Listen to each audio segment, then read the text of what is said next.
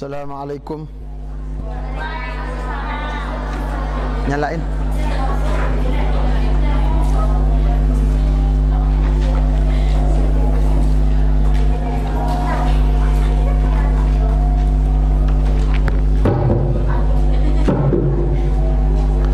Tes.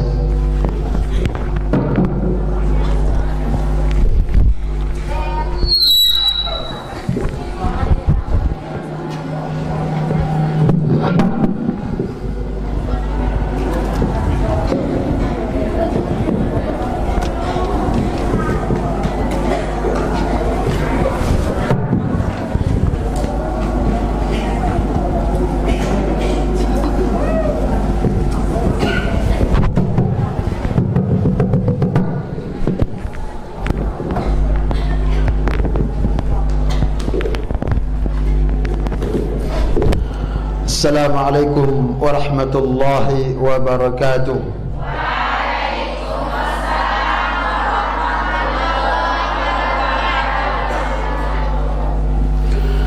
Innal hamdalillah nahmaduhu wa nasta'inuhu wa nastaghfiruh wa na'udzu billahi min shururi anfusina wa min sayyiati a'malina. Man yahdihillahu fala mudilla lahu wa man yudlil fala hadiya lahu. أشهد أن لا إله إلا الله وحده لا شريك له وأشهد أن محمدا عبده ورسوله يا أيها الذين آمنوا اتقوا الله حق تقاته ولا تموتن إلا وأنتم مسلمون يا أيها الناس اتقوا ربكم الذي خلقكم من نفس واحدة وخلق منها زوجها وبث منهما رجالا كثيرا ونساء واتقوا الله الذي تساءلون به والأرحام إن الله كان عليكم رقيبا يا أيها الذين آمنوا اتقوا الله وقولوا قولا سديدا يصلح لكم أعمالكم ويغفر لكم ذنوبكم ومن يطع الله ورسوله فقد فاز فوزا عظيما أما بعد فإن أصدق الحديث كتاب الله وخير الهدي هدي محمد صلى الله عليه وسلم وشر الأمور محدثاتها فإن كل محدثة بدعة وكل بدعة ضلالة وكل ضلالة في النار. طيب من تقرأ لنا؟ نعم أنت.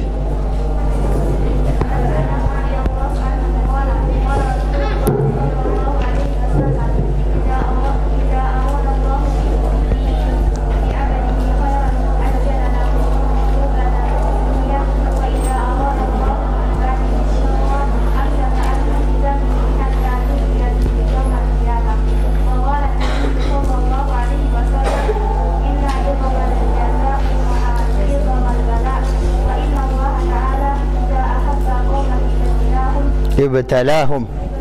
Ibtalah.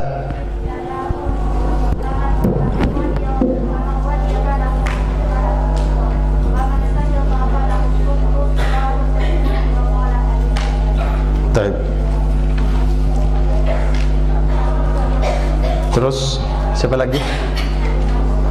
Siapa lagi yang mau baca? Yang di sini tadi siapa angkat tangan?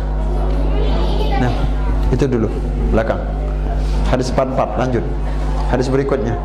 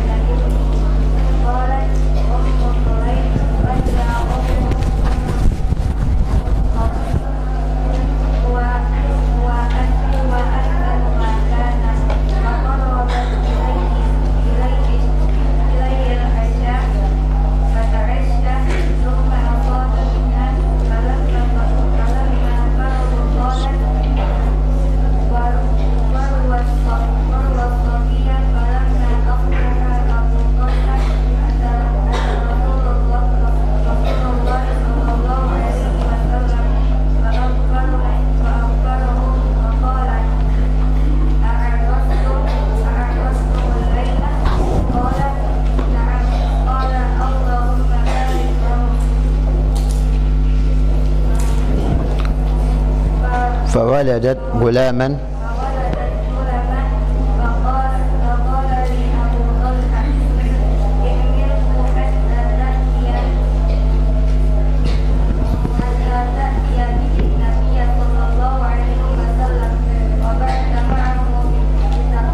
بتمرات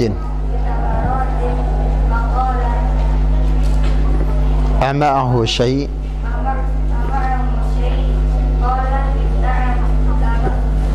تمرات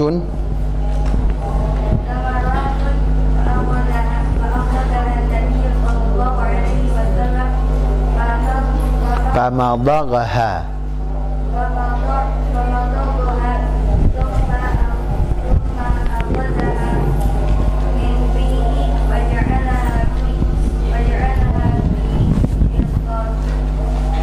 في الصبي في الصبي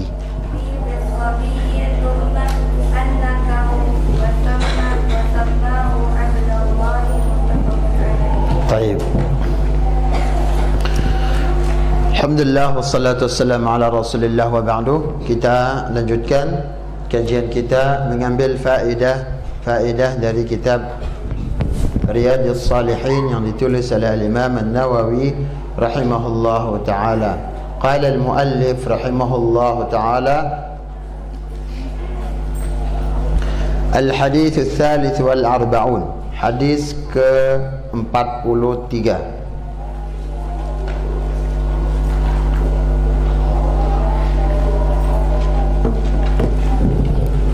Hadis ke-43. Wa an Anas radhiyallahu anhu qala qala Rasulullah sallallahu alaihi wasallam idza arada Allah bi'abdihi khairan ajjala lahu al-uqubata fid dunya wa idza arada Allah bi'abdihi asy-syarra amsaka anhu bi dhanbihi hatta yuwafi bihi yawmal qiyamah. Wa qala an-nabiy sallallahu alaihi wasallam inna 'idhamal jazaa'i ma'a 'idhamil balaa'i wa inna Allah ta'ala idza ahabba qauman ibtalahum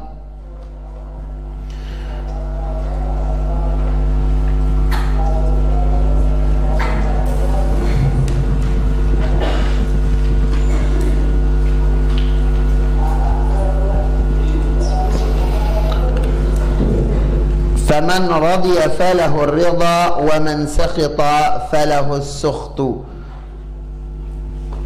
رواه الترمذي وقال حديث حسن.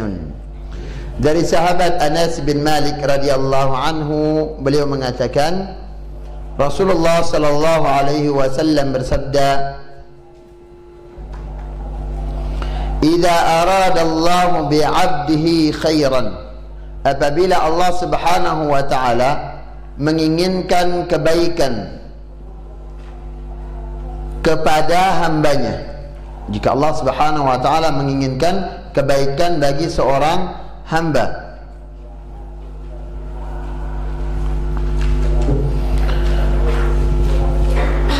Allah Subhanahu wa taala, ini cara Allah Subhanahu wa taala menampakkan kasih sayangnya. Sekali lagi, Allah Subhanahu wa taala menampakkan kasih sayangnya dengan cara apa?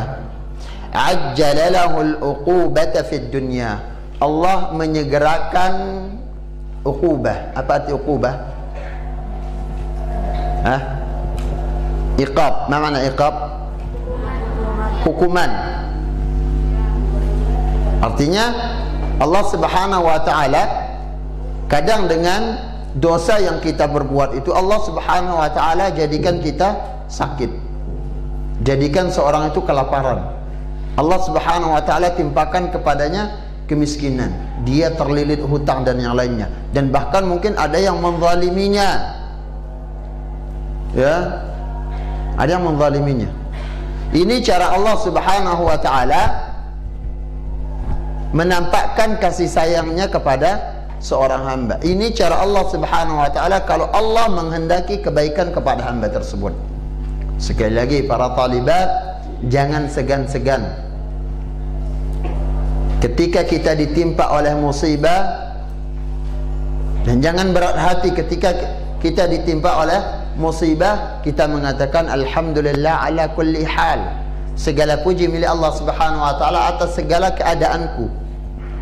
Jadinya kita tidak akan mengeluh, yang mengeluh itu membawa kita kepada putus asa. Dan ingat, Allah mengatakan la taqnatu min rahmatillah, jangan putus asa dari rahmat Allah. Di antara bentuk rahmat Allah Subhanahu wa taala sampai dalam bentuk ujian yang besar, yang kecil, sakit, kemudian gangguan-gangguan, itu cara Allah Subhanahu wa taala sayang kepada kita. Itu cara Allah Subhanahu wa taala menginginkan kita akan menjadi hamba yang baik. Supaya apa? Supaya kelak di akhirat enggak disiksa lagi. Sekarang kalau dipilihkan, ya, ketika kita melakukan kesalahan, kita melakukan dosa kepada Allah Subhanahu wa taala, wal'iyadzubillah, la qaddarallah, kita bermaksiat kepada Allah Subhanahu wa taala, semoga Allah menghindarkan kita. Kemudian diberikan ketenangan, diuji oleh Allah Subhanahu wa taala, ditunda siksaannya, ditunda iqab untuk dia. Dia tidak diberikan kesusahan, dia tidak ada ujian yang berat, dia tidak sakit, dia tidak jatuh miskin karena kemaksiatannya. Hati-hati. Ini adalah istidraj. Istidraj. Apa arti istidraj? Apa arti istidraj? Penundaan hukuman dari Allah Subhanahu wa taala. Allah berikan terus, senang-senang, akhirnya apa? Lupa bahwasanya kelak ada hari pembalasan. Mereka lupa akan adanya hari pembalasan. Diberikan oleh Allah terus dengan maksiat, sehingga dia akan mengatakan, oh, orang bermaksiat, yang enggak maksiat enggak dapat. Yang rajin nuntut ilmu, yang rajin salat, yang rajin ini kok enggak kaya-kaya? Kita yang bermaksiat kaya, kita yang bermaksiat semuanya dicukupkan. Atau orang mukmin maghrur, tertipu. Kita yang gini udah sabar nuntut ilmu, tapi kok ujiannya makin besar terus, bertambah terus. Kok dia yang bermaksiatnya tiap hari, bermaksiatnya dalam tiap waktu, tapi nggak pernah sakit. Hati-hati, itu istidraj dari Allah Subhanahu wa taala. Allah menipu dia dengan kenikmatan tersebut. Ya, hati-hati. Tatkala kita sesat dari jalur Allah Subhanahu wa taala, Allah berikan tipu daya dunia, Allah berikan tipu daya kesombongan. Dijadikan dia maghrur, tertipu di dalam kehidupan dunia, yang menyebabkan dia lupa bahwasanya ada hari pembalasan setelah kematian. Para talibat yang dirahmati Allah Subhanahu wa taala, di dalam hadis yang lain yang sebelumnya pernah kita baca juga, Allah Subhanahu wa taala mengatakan, "Innallaha idza ahabba 'abdan ibtalah." Atau qala yusib minhu. Allah Subhanahu wa taala kalau cinta kepada seorang hamba, Allah uji dia. Allah timpakan musibah, dan musibah itu banyak, dari yang kecil sampai yang besar, tidak henti-henti. Ya, sekarang pilihannya jatuh kepada kita. Maunya sekarang, senangnya sekarang, tapi sakit kelak, atau sakit sekarang tapi nanti akan mudah. Pilih mana?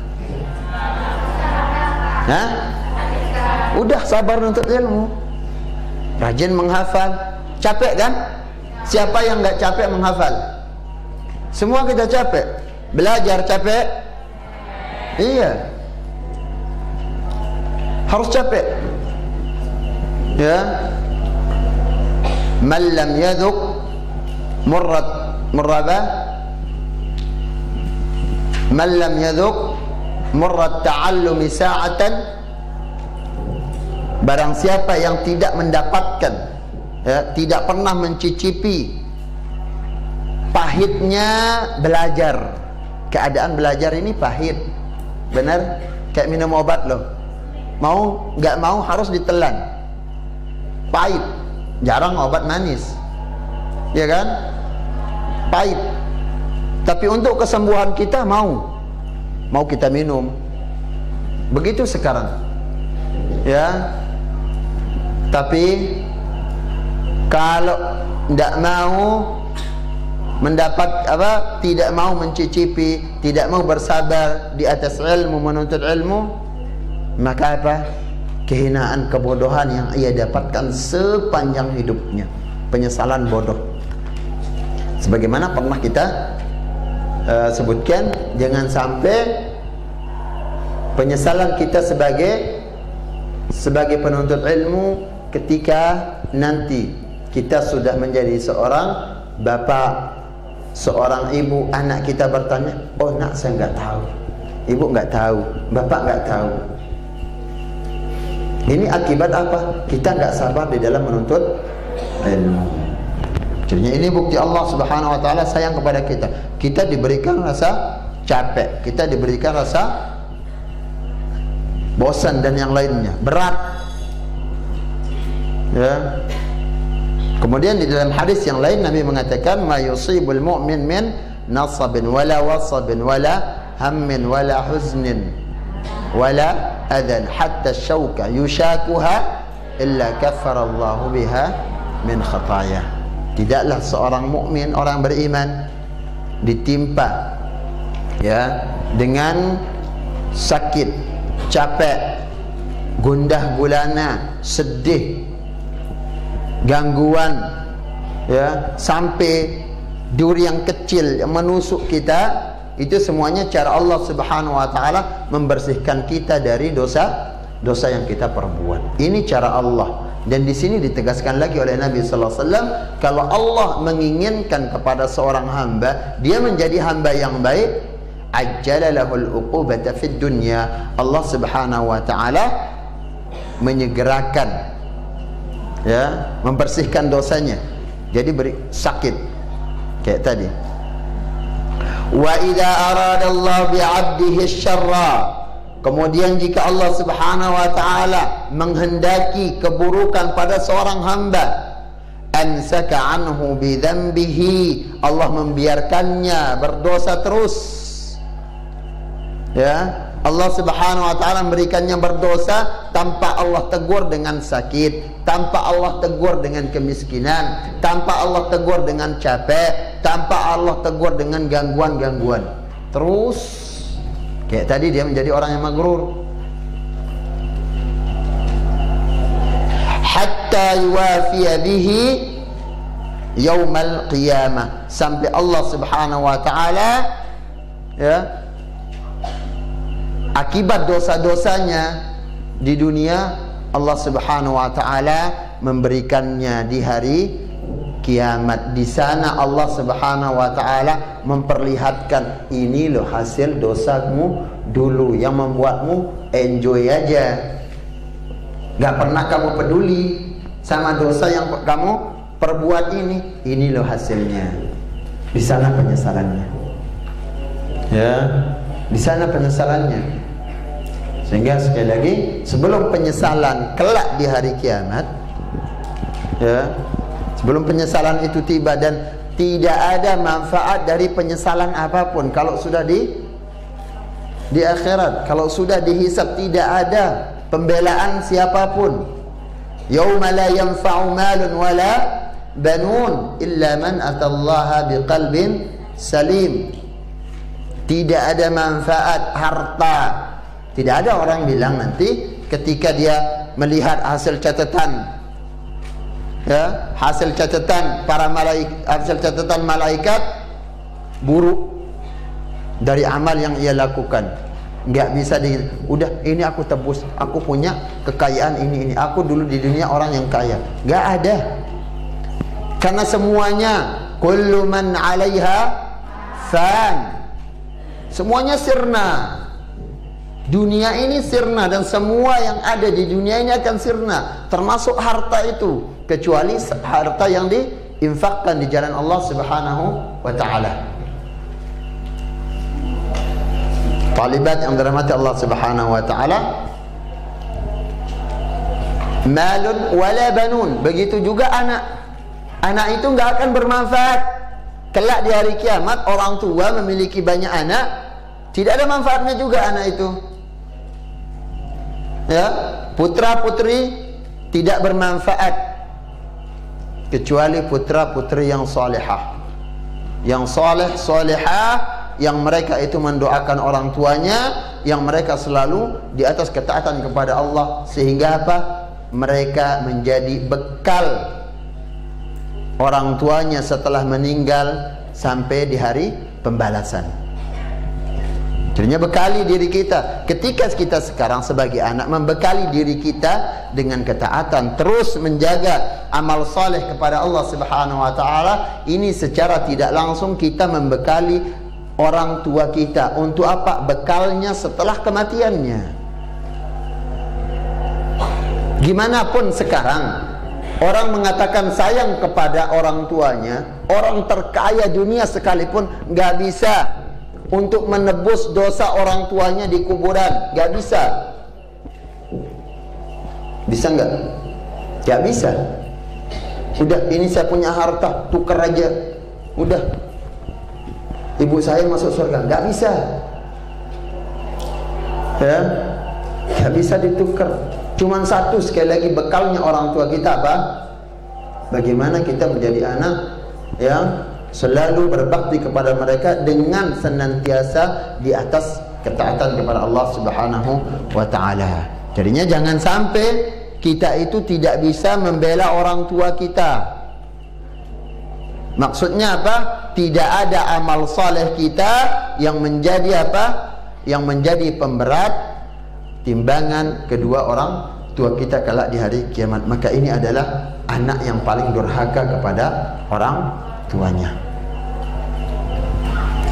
Talibat yang dirahmati Allah Subhanahu wa taala, jadinya yang menjadi penentu adalah bagaimana akhirnya. Bagaimana akhir kita menuntut ilmu sekarang?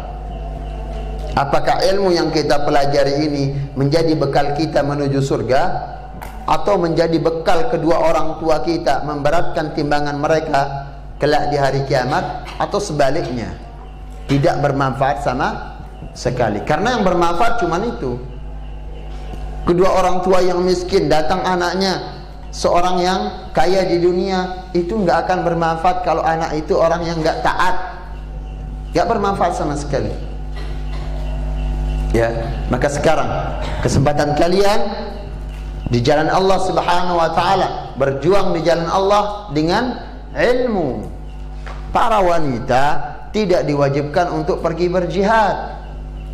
Ya, tidak diwajibkan untuk pergi berjihad. Yang diwajibkan berjihad itu para laki-laki membawa pedang, itu pun laki-laki yang kuat, yang nggak sakit, bukan orang tua, bukan anak-anak. Mereka yang dewasa, yang kuat, yang ada bekal untuk pergi berperang, itu yang diwajibkan. Para wanita bagaimana? Enggak.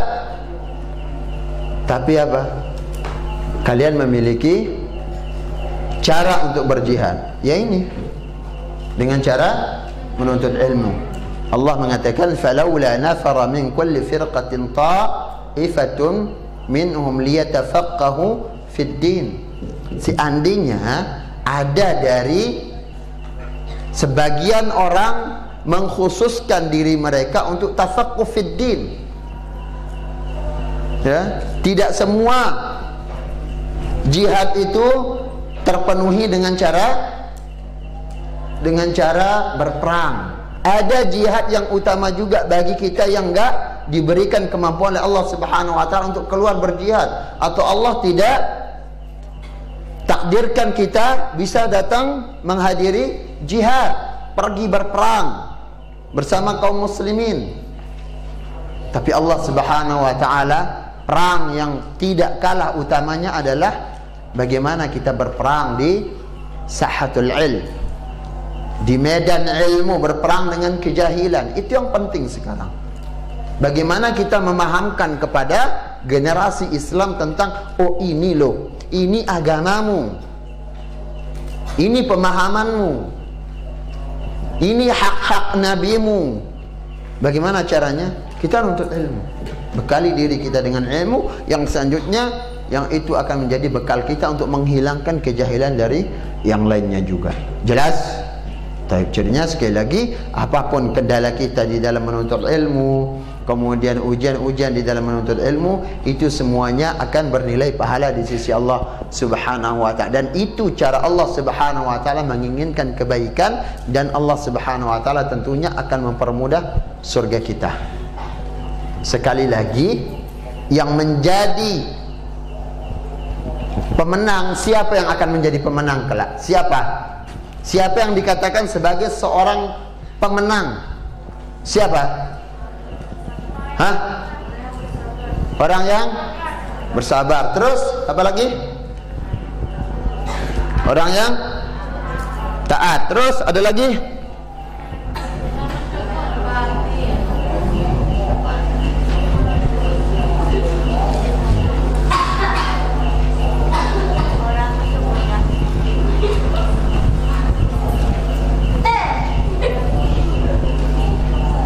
Ayo, yang menjadi pemenang adalah penghuni surga. Kalau nggak masuk surga, kalah.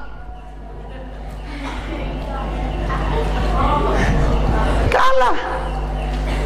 Itu namanya orang KO gitu loh, kalau nggak masuk surga. Jadi yang jadi target kita menang itu apa? Surga. Kita dijauhkan oleh Allah Subhanahu wa ta'ala dari neraka, dimasukkan ke dalam surga. Pemenang dah kita. Mau jadi pemenang? Udah. Allah mengatakan, "Faman zuhzi'a 'anil nar wa udkhilal jannata faqad faza. Wa mal hayatud dunya illa mata'ul ghurur." Barang siapa yang Allah Subhanahu wa ta'ala hindarkan dari neraka, Allah selamatkan dari api neraka, dan dimasukkan ke dalam surga, ini pemenang yang hakiki. Dan tidaklah kehidupan dunia itu melainkan kesenangan yang menipu, membuat kita tertipu. Ya. Taib. Kemudian waqala Nabi sallallahu alaihi wasallam, dan Nabi sallallahu alaihi wasallam bersabda juga, "Inna 'idhamal jazai ma'a 'idhamil bala." Sesungguhnya besar pahala yang didapatkan oleh hamba disertai dengan besar ujian. Mau dapat pahala yang besar? Kalau sekarang kita dipilihkan, ini 100.000, 50.000, 20.000, 10.000, 5.000, 2.000, 1.000. Mau pilih yang mana kalian? 100.000. Iya kan? Iya, karena jumlahnya besar. Sekarang katanya, mau dapat pahala yang besar juga? Risikonya siap dengan ujian yang besar. Ya, itu harus kita korbankan. Korban hati, korban jasad, harus dikorbankan. Untuk apa? Untuk mendapatkan pahala yang besar tersebut. Allah Subhanahu wa ta'ala menguji para nabi karena dengan ujian yang begitu keras, yang begitu besar, ini menunjukkan para nabi itu memiliki iman yang sangat kuat. Ketika mereka diuji dengan ujian yang begitu berat, yang begitu keras, sebanding dengan keimanan mereka, Allah juga memberikan mereka pahala yang besar. Lihat Nabi kita sallallahu alaihi wasallam yang akan memimpin semua manusia kelak di hari kiamat adalah Rasul sallallahu alaihi wasallam yang berhak mendapatkan syafaat untuk menyafaat manusia. Siapa? Rasul sallallahu alaihi wasallam. Lihat bagaimana ujian beliau. Bagaimana ujiannya? besar, karena beliau adalah sosok yang paling bertakwa, yang paling takut, yang paling beriman. Kalau kita gimana? Tingkat iman kita gimana? Ya, tipis. Ya, ujiannya paling apa? Paling nangis, nggak dijenguk. Iya. Ya, galau karena belum ada. Nabi sallallahu alaihi wasallam mengatakan, inna asyaddan nas bala'an al-anbiya thumma al-amthal fal-amthal. Yang Allah Subhanahu wa taala, yang Rasul sallallahu alaihi wasallam sebutkan adalah yang paling besar ujiannya dari manusia adalah para nabi, dan yang serupa dengan mereka di dalam keimanan, di dalam kesabaran, di dalam ketabahan menghadapi musibah.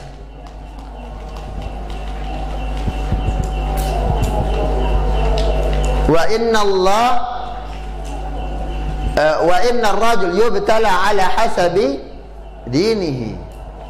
Dan orang akan Allah Subhanahu wa taala uji seukuran bagaimana agamanya, bagaimana ketakwaannya, bagaimana imannya, bagaimana ketundukan kepatuhannya terhadap syariat Allah Subhanahu wa taala, bagaimana cepat apa lambat dia melakukan perintah, cepat atau lambat dia meninggalkan larangan. Semuanya itu menjadi tolak ukur keimanan kita, dan begitu juga besar musibah yang Allah Subhanahu wa taala uji kita dengannya. Ya. Menuntut ilmu bagian dari ibadah yang besar, ujiannya juga enggak sembarangan. Berbahagia bagi kita yang masih bersabar di medan ilmu. Busyra lana, kabar gembira untuk kita para talibat yang dirahmati Allah Subhanahu wa taala. Dan Nabi juga mengatakan, fa in kana fi dinihi riqqah, kalau orang itu keimanannya tipis, sedikit, dia melakukan ketaatan atau dia melaksanakan syariat agamanya malas-malesan, cepat bosan, sering menunda, fayubtala ala hasabi dinihi, ya ujiannya juga sekecil itu. Jadinya lihat sekarang, berapa sih ujian saya nuntut ilmu? Dari sana kita akan bisa introspeksi diri untuk semakin memperbaharui niat kita di dalam menuntut ilmu. Talibat yang dirahmati Allah Subhanahu wa taala. Kemudian wa innallaha ta'ala, dan Allah Subhanahu wa ta'ala idza ahabba qauman ibtalahum, Allah Subhanahu wa ta'ala kalau mencintai sekelompok orang, suatu kaum, Allah Subhanahu wa ta'ala menguji mereka. Kaum Nabi Musa, ujiannya bagaimana? Mau dibunuh oleh Fir'aun, diuji, kan disiksa. Umat Islam di awal-awal disiksa, ya, sebagaimana di dalam hadis Khabbab bin al-Ard yang pernah kita baca dulu. Bagaimana perlakuan kaum musyrikin terhadap kaum muslimin di awal-awal dakwah Islam. Mereka disiksa dengan siksaan yang mungkin sekarang ini tidak kita jumpai. Itu cara Allah Subhanahu wa taala menampakkan cintanya. Faman radiya falahu ridha, maka barang siapa yang ridha dengan ujian tersebut, enggak menggerutu, enggak mengeluh, yang keluhan itu membawa kepada kemaksiatan, kepada kekufuran, falahu ridha, maka dia akan mendapatkan keridhaan Allah Subhanahu wa taala. Dia akan mendapatkan pahala. Ridha Allah itu adalah buahnya pahala. Ridha Allah itu buahnya surga. Wa man sakhita falahu sukhtu, dan barang siapa yang sakhit, menggerutu, ya, menggerutu, benci, falahus sukhtu, maka dia juga akan mendapatkan kebencian, kemurkaan dari Allah Subhanahu wa taala. Jadinya menggerutu di dalam musibah ini mengakibatkan orang lemah keimanannya di dalam masalah takdir. Kemudian tawakalnya kepada Allah Subhanahu wa taala akan hilang. Ya, karena mengeluh. Kemudian dia akan berlaku suudzon terhadap Allah Subhanahu wa taala. Bahkan waliyadzubillah, banyak orang mengatakan Allah tidak adil terhadap kehidupan saya. Jangan sekali-kali. Salah adalah diri kita sendiri sebagai seorang hamba. Kemudian faedah hadis yang ke-43.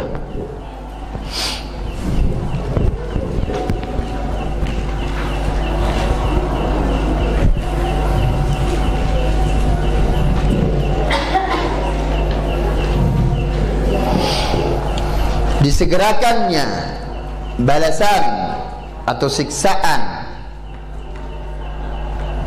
hukuman di dunia sebagai tanda Allah Subhanahu wa taala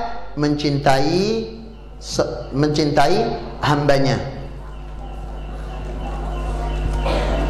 Karena hal tersebut akan menjadi penghancur dosa-dosanya.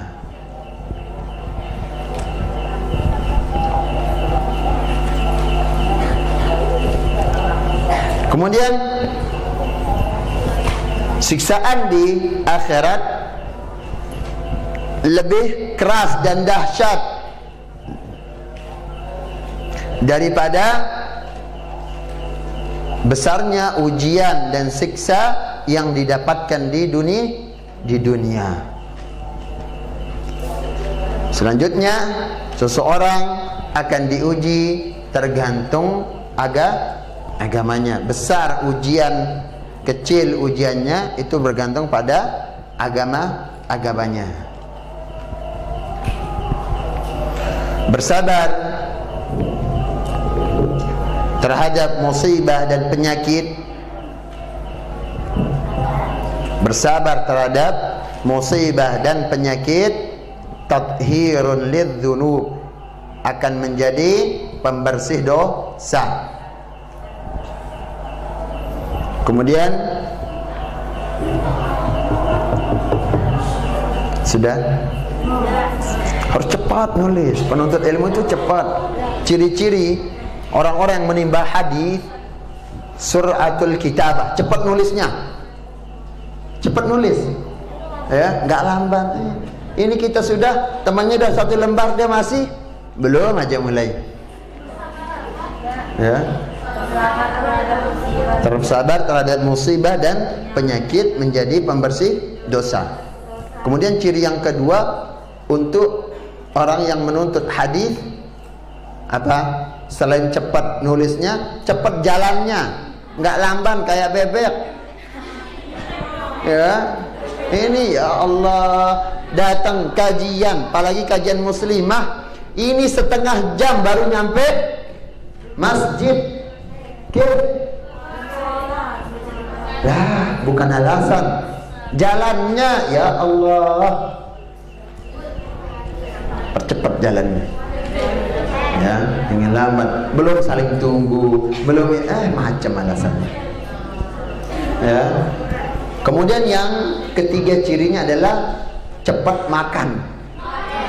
Ini cepat makannya, tapi bukan makan yang enggak, cepat, enggak lamban. Ini padahal dia orang paling melak, ya. Pas di dekat temennya, lihat temennya, makannya diatur mulutnya. Giliran temennya dia langsung ya. Baik. Kemudian yang berikutnya faedahnya adalah alal mu'min ayyakuna radiyan bima betulia bihi wala yai'as wa yaskhat bihi.